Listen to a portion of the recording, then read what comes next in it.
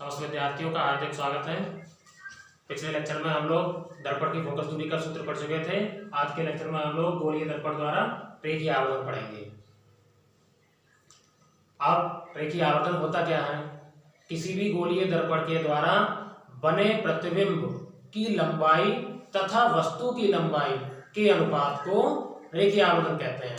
अब वस्तु होती है, उसके लिए ऑब्जेक्ट लिखा जाता है, तो ऑब्जेक्ट के लिए हम लोग वो लिख लेते हैं ऐसे, और प्रतिबिंब के लिए इमेज लिखते हैं अंग्रेजी में हम लोग, तो इमेज के लिए इस तरह से आई लिख लेते हैं। तो वस्तु की लंबाई हमारी वो और प्रतिबिंब की लंबाई हमारी कैपिटल आई बन जाती है। तो इस तरह से प्रतिबिंब की लंबाई तथा वस्तु की लंबाई के अनुपात के लिए ही रेखीय आवर्धन कहा जाएगा। इसके लिए हम लोग यहाँ लिख लेते हैं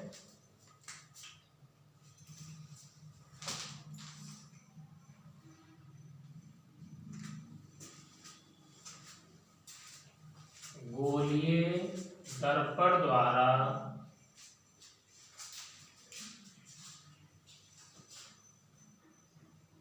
बने प्रतिबिंब की लंबाई तथा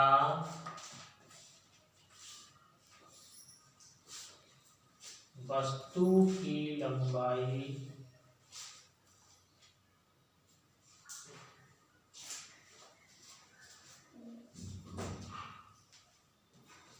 के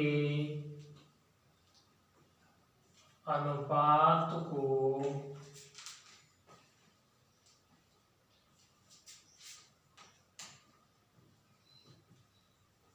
रेखीय आवर्धन कहते हैं। गोलीय दर्पण द्वारा बने प्रतिबिंब की लंबाई तथा वस्तु की लंबाई के अनुपात को रेखीय आवर्धन कहते हैं।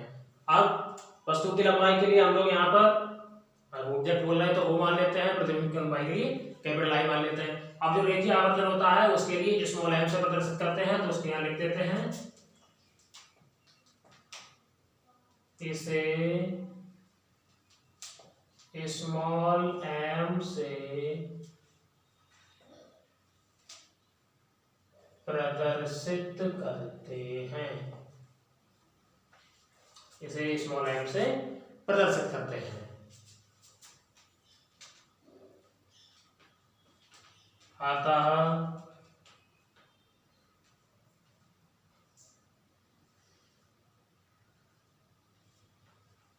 रेखीय आवर्धन स्मॉल एम बराबर प्रतिबिंब की लंबाई बटे वस्तु की लंबाई।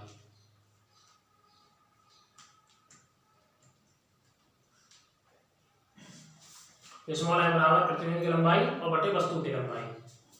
इसको ऐसे लिख सकते हैं, ये स्मॉल एम बराबर प्रतिबिंब के लिए हम लोग इमेज कैपिटल आई और वस्तु के लिए कैपिटल ओ, एम बराबर आई बटे ओ। इस तरह से हमारा रेखीय आवर्धन हो जाएगा। अब इस रेखीय आवर्धन के सूत्र के लिए दो तरह से और भी लिखा जा सकता है। जैसे अगर मान लीजिए प्रतिबिंब की लंबाई आपने y2 मान ली, वस्तु की लंबाई के लिए y1 मान लिया, तो इस तरह से m बराबर y2 बटे y1, इसको ऐसे भी लिखा जा सकता है। या इस स्थिति में तुम्हारे जो प्रतिबिंब की लंबाई है वो प्रतिबिंब की दूरी के बराबर, वस्तु की लंबाई वस्तु की दूरी के बराबर हो जाती है। तो ऐसी स्थिति में सूत्र हमारा m बराबर b बटे u भी होता है। इस तरह से m बराबर माइनस b बटे u। तो अब यहाँ माइनस प्लस का मतलब क्या था? माइनस प्लस का मतलब हम लोग पीछे चिन्ह परिपाटी में पढ़ चुके थे। अगर सीधे प्रतिबिंब है तो आवर्धन का मान धनात्मक रहेगा, अगर उल्टे प्रतिबिंब है तो आवर्धन का मान ऋणात्मक रहेगा। लेकिन यहाँ पर सूत्र हमारे चाहे दर्पण उत्तल हो चाहे हमारा अवतल हो, दोनों तरह के दर्पणों के लिए सूत्र हमारा एक ही रहता है। एक बार फिर से ध्यान देते हैं, जो रेखीय आवर्धन है हमारा वो प्रतिबिंब की लंबाई और वस्तु की लंबाई का अनुपात होता है। वही हम लोगों ने यहाँ लिख लिया परिभाषा में कि गोलीय दर्पण द्वारा बने प्रतिबिंब की लंबाई तथा वस्तु की लंबाई के अनुपात को रेखीय आवर्धन कहते हैं और रेखीय आवर्धन के लिए स्मॉल m से प्रदर्शित किया जाता है, तो इसे स्मॉल m से प्रदर्शित करते हैं। अतः रेखीय आवर्धन m बराबर प्रतिबिंब की लंबाई और बटे वस्तु की लंबाई। तो m बराबर प्रतिबिंब की लंबाई के लिए I मतलब इमेज और वस्तु की लंबाई के लिए कैपिटल O ऑब्जेक्ट लिख दिया जाएगा इस तरह से। तो इस तरह से इतना हो जाएगा हमारा रेखीय आवर्धन।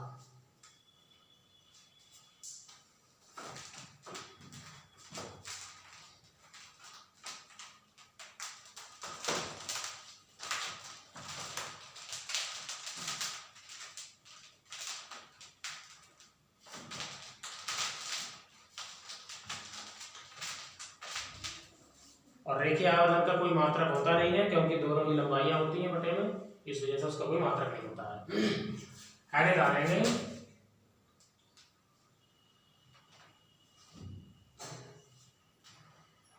प्रकाश का अपवर्तन।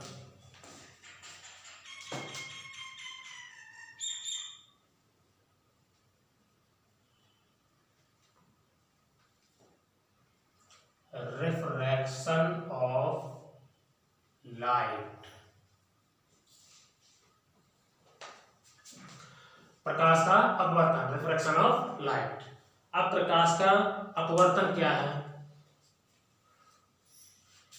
प्रकाश की अगर कोई भी किरण एक माध्यम से अगर दूसरे माध्यम में जाती है तो ऐसी स्थिति में वो अपने मार्ग से विचलित हो जाती है। मतलब जैसे मान लीजिए हमारे पास में ऐसे करके कुछ था, एक माध्यम ये था, दूसरा ये हो गया। अब इस वाले माध्यम से प्रकाश की किरण इस वाले माध्यम में आ रही है, तो जब एक माध्यम से दूसरे माध्यम में जा रही है, माध्यम दोनों पारदर्शी ही होंगे, तो एक माध्यम से जब दूसरे माध्यम में जाएगी तो ये बिल्कुल ऐसे सीधे न जा करके अपने इस सीधे मार्ग से विचलित हो जाती है। या तो इधर के लिए ऐसे करके हट जाएगी या फिर इधर के लिए ऐसे करके हट जाएगी, मतलब बिल्कुल ऐसे करके ये सीधी नहीं आती है बिल्कुल। तो जिस समय पर कोई भी प्रकाश की किरण एक पारदर्शी माध्यम से दूसरे पारदर्शी माध्यम में जाती है तो वो अपने मार्ग से विचलित हो जाती है और इस घटना के लिए प्रकाश का अपवर्तन कहते हैं। इसको हम लोग लिख लेते हैं यहाँ।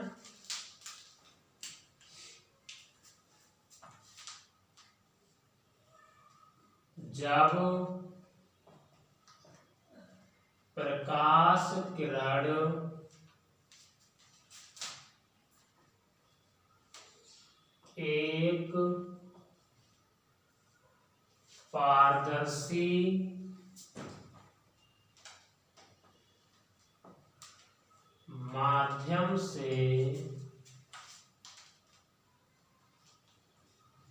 से दूसरे पारदर्शी माध्यम में जाती है तो वह अपने मार्ग से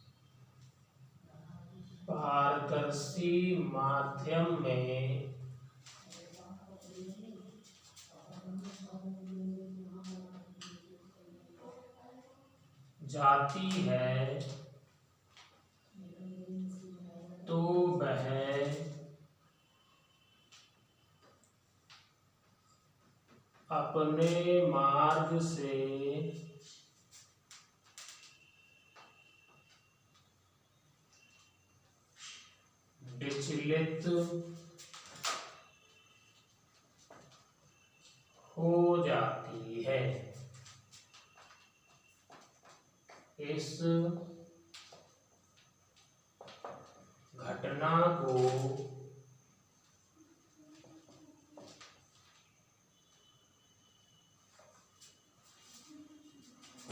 प्रकाश का अपवर्तन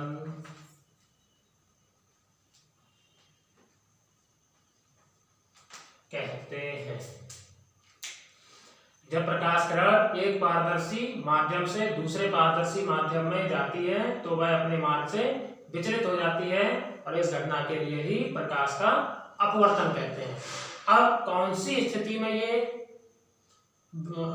पास मतलब विचलित होने पर दूर की ओर हटेगी, पास की ओर हटेगी, मतलब किधर की ओर जाएगी, कैसा क्या होगा उसके बारे में थोड़ा जान लेते हैं। यहाँ पर माध्यम होते हैं हमारे दो तरह के, एक होता है विरल माध्यम और एक होता है सघन माध्यम। तो जिस माध्यम में प्रकाश की चाल अधिक होती है वो विरल माध्यम होता है, जिसमें प्रकाश की चाल कम होती है वो सघन माध्यम होता है। जैसे वायु है, विरल माध्यम है, कोई गैस है, विरल माध्यम है, इनमें प्रकाश की चाल ज्यादा। और कांच है हमारा, इसमें प्रकाश की चाल कम, तो सघन माध्यम हो गया। पारदर्शी प्लास्टिक है, प्रकाश की चाल इसमें कम, सघन माध्यम हो गया। या जल है, जल में प्रकाश की चाल कम हो जाती है, तो ये हमारे सघन माध्यम होते हैं। तो जिन माध्यमों में प्रकाश की चाल अधिक होती है वो विरल माध्यम, और जिनमें कम होती है वो सघन माध्यम होते हैं। तो विरल और सघन माध्यम के आधार पे ही प्रकाश की किरण हमारी विचलित होगी। किस किस तरह से, वो यहाँ पर हम लोग पहले जान लेते हैं।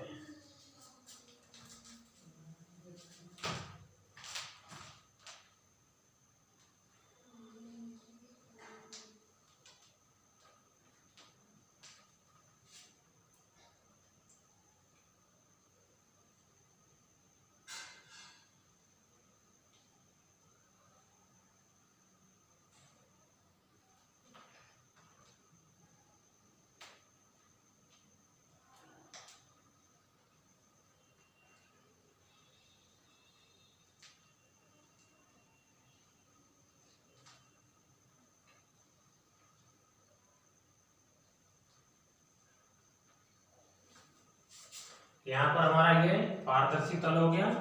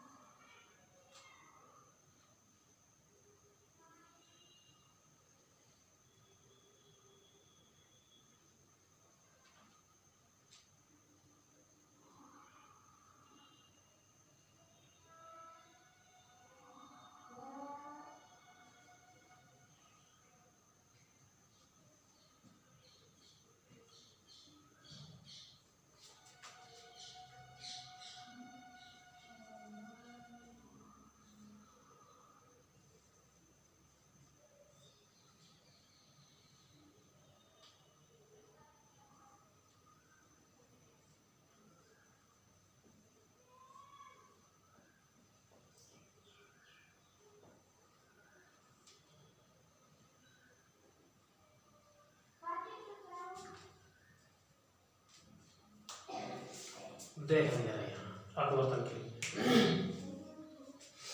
एक पहले वाले यहाँ चित्र पर ध्यान देंगे, ये हमारा पारदर्शी तल हो गया और इस तरह से बीचों बीच में ये लंबवत लाइन है, ये हमारी अभिलंब कहलाती है। प्रकाश की किरण जिस बिंदु पर आपतित होती है वो आपतन बिंदु होता है, इस चीज को हम लोग पीछे भी जान चुके हैं। तो और आपतन बिंदु पर जो लंबवत रेखा खींची गई होती है वो हमारी अभिलंब होती है। तो जो पारदर्शी तल हो गया हमारा इस तरह से, और यहाँ पर ये आपतन बिंदु हो गया, ये सीधा अभिलंब हो गया पहले माध्यम में, दूसरे माध्यम में, और यहाँ पर हमारी ये आपतित किरण हो जाएगी। तो आपतित किरण आकर के इस तरह से आपतन बिंदु पर आपतित हो गई। अब आपतित किरण अभिलंब के साथ जितना कोण बनाती है उसके लिए आपतन कोण बोलते हैं, और अपवर्तित किरण दूसरे माध्यम में अभिलंब के साथ जितना कोण बनाती है उसके लिए अपवर्तन कोण बोलते हैं। अपवर्तन कोण के लिए स्मॉल r लिखा जाता है। तो ये आपतित किरण हो गई, ये हमारी दूसरे माध्यम में अपवर्तित किरण हो गई। विरल माध्यम है, सघन माध्यम है। तो यहाँ पर हमारी जो प्रकाश की किरण है पहले विरल से सघन में जा रही है। तो जिस समय पर ये विरल माध्यम से सघन माध्यम में आएगी तो मार्ग से तो विचलित होना ही है परिभाषा के अनुसार। तो जब विरल माध्यम से सघन माध्यम में आती है तो ऐसी स्थिति में जो अपवर्तित किरण है वो हमारी अभिलंब की ओर झुक जाती है। मतलब बिल्कुल सीधे ऐसे न जा करके अभिलंब की ओर झुक करके ऐसे करके जा रही है, पास आ गई है इस तरह से, जिस समय पर विरल से सघन में जाए। तो जिस समय पर प्रकाश की किरण हमारी विरल माध्यम से सघन माध्यम में जाती है तो अभिलंब की ओर झुक जाती है। दूसरी बात, अगर हम लोग सघन से विरल में जा रहे होते, दूसरे डायग्राम पर ध्यान देंगे, पारदर्शी तल हो गया, अभिलंब हो गया, आपतित किरण, अपवर्तित किरण, आपतन कोण, अपवर्तन कोण। अब यहाँ माध्यम हमारा सघन से विरल में है, तो जिस समय पर प्रकाश की किरण सघन माध्यम से विरल माध्यम में आएगी तो ऐसी स्थिति में जो अपवर्तित किरण है वो अभिलंब से दूर हट जाती है। ये बिल्कुल सीधी इस तरह से ना आकर के अभिलंब से दूर हटती हुई जाएगी। वही हम लोगों ने यहाँ पर डायग्राम में, चित्र में देख लिया है। तो कुल मिलाकर के परिभाषा यही कि जिस समय पर प्रकाश की किरण एक पारदर्शी माध्यम से दूसरे पारदर्शी माध्यम में जाएगी तो वो अपने मार्ग से विचलित हो जाएगी। और अब विचलन में क्या होगा कि अगर विरल से सघन में जाती है तो अभिलंब की ओर झुक जाती है, और जब सघन से विरल में जाएगी तो अभिलंब से दूर हट जाएगी। तो इस तरह से प्रकाश का अपवर्तन होगा।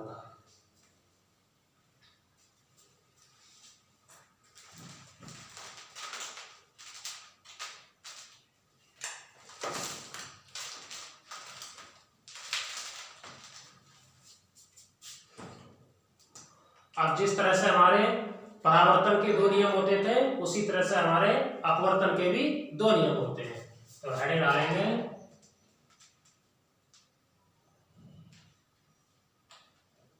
प्रकाश के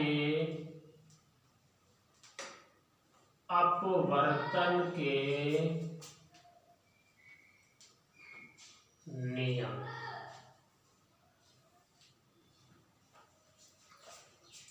प्रकाश के अपवर्तन के नियम। अब अपवर्तन के हमारे दो नियम होते हैं।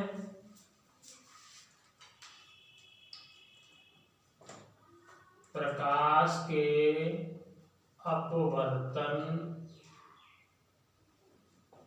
के दो नियम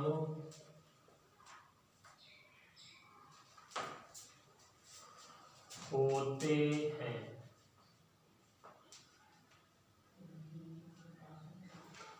प्रकाश के अपवर्तन के दो नियम होते हैं। कौन कौन से दो नियम होंगे हमको यहाँ जानेंगे हम लोग। नंबर 1, पहला नियम, आपतित किरण, अपवर्तित किरण तथा आपतन बिंदु पर अभिलंब। दोनों में से किसी में भी देख सकते हैं। आपतित किरण, अपवर्तित किरण, आपतन बिंदु पर अभिलंब, तीनों एक ही तल में होते हैं। तीनों के तीनों एक ही तल में रहेंगे। लिख देते हैं यहाँ।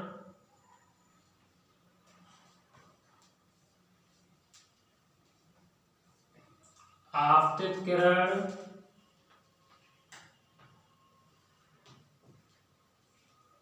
कॉमा अपवर्तित किरण तथा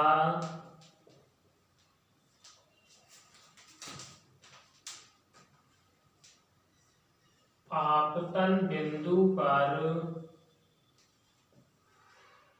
अभिलंब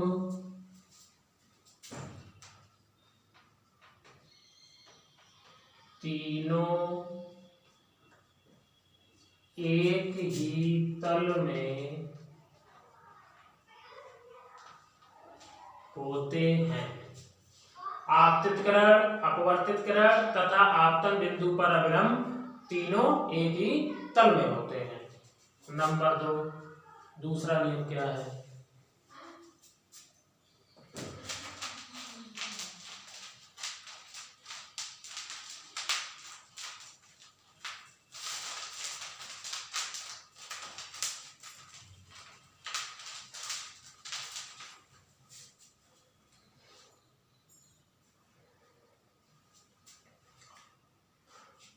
कोई भी दो माध्यम है तो किन्हीं भी दो माध्यमों के लिए एक ही रंग की प्रकाश की किरण के लिए आपतन कोण की ज्या तथा अपवर्तन कोण की ज्या का अनुपात एक नियतांक होता है।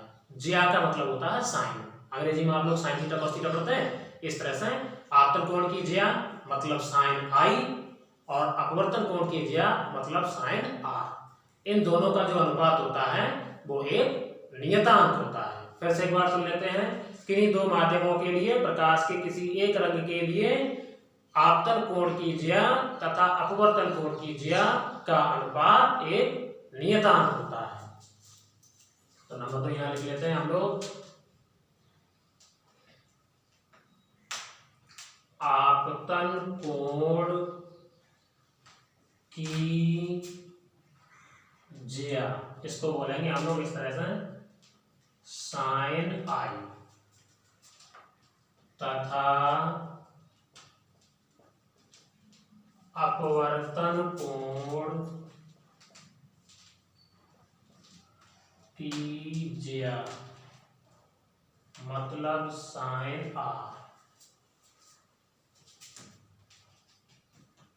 का अनुपात एक नियतांक होता है। आपतन कोण की ज्या तथा अपवर्तन कोण की ज्या का अनुपात एक नियतांक होता है। अर्थात में इसको ऐसे करके लिखेंगे साइन आई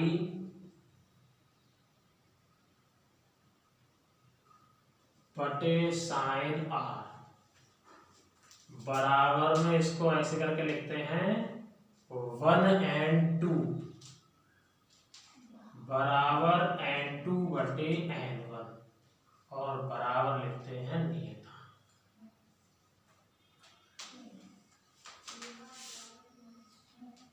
इस तरह से देखेंगे यहाँ क्या है।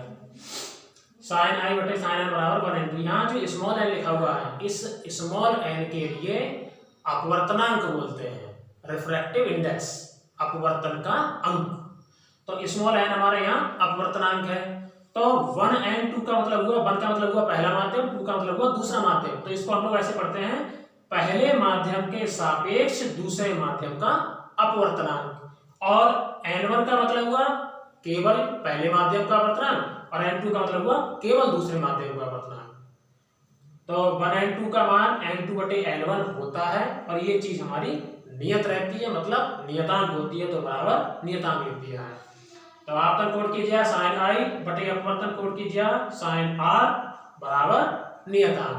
अब इस दूसरे नियम के लिए स्नेल का नियम भी कहते हैं। स्नेल वैज्ञानिक का नाम है। तो नई लाइन में इसको लिख देते हैं